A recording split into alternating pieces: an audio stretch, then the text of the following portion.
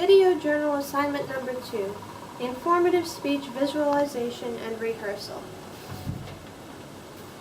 I will be confident, dynamic, and I will not gesture too much so that it is distracting.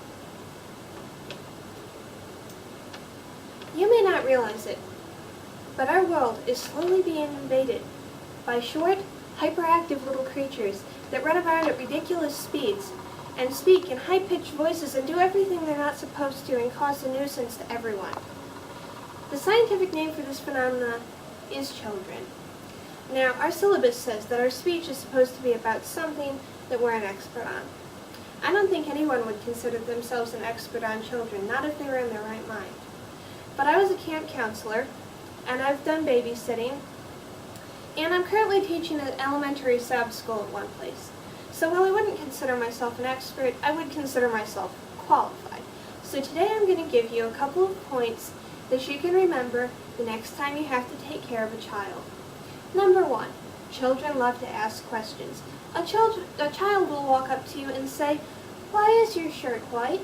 And you will say, "Because it was white when I bought it at the store." And the child will say, "Why?" And you will say, "Because the company wanted it that way." And the child will say, "Why?" And you will say, "Because." And the child will say, "Why?" And it will go on and it will never end. You cannot stop children from asking questions. But you can deal with it in a kind manner, and the best way to do that is to be patient and listen to them. That makes them feel like they're valued, like you care what they say, and try to answer their questions. Kids don't care what the answer is as long as you answer them. You can make something completely up. "Oh, my shirt's white because I left it out in the snow last winter." They will know you're lying, but they will appreciate that you're taking the time to connect with them. Number 2, children have to have their way, and whether you tell them, "No, you can't have more candy," or "No, you can't run out into the road and get hit by that car," they're still going to be upset with you.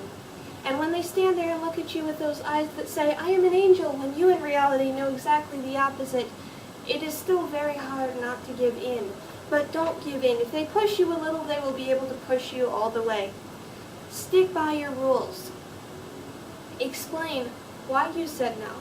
Even if you have to make something up. "Oh, you can't go down the slide backwards because so-and-so will come down it and they'll sit on you and squish you," and you don't want to be squished, do you? Even if you have a made-up reason, the fact that you have a reason will make it easier for them to accept your decision. And if all else fails, compromise. "If you do this, then we can do this later." Bargain with them. It works. Number 3, children want discipline. Studies show that children that do not have clear boundaries in their lives are more emotionally unstable than other children because they feel like they can fly off the handle, and they don't like that feeling. They don't like feeling out of control. So set rules. Stick by them. Don't let your kids push you around, and don't back out on punishments. When a kid is sitting there crying and saying, "Oh, I'm sorry, I didn't mean to do it, I won't do it again, it was bad," it's easy to say, "Well, just this time, don't." Punish them. Let them know that there are boundaries, because when you punish them, you're saying, "I care enough about you to make sure you do what's right." And number 4, kids need love.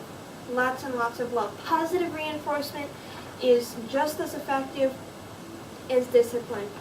Those of you who have been camp counselors, you understand me when I say I thought I was going to run out of adjectives before the summer was over. Marvelous, fantastic, wonderful, great job, that's awesome. But the kids eat it up. They need that. They need to know that what they're doing is good. And finally, hug often. Kids need hugs. They need physical contact. And they love hugs, particularly on water day when the counselor is the only one wearing dry clothes. Kids love hugs. And it's the best way of telling them that you love them. So the next time you take care of a child, remember these 4 things. Be patient and listen to them.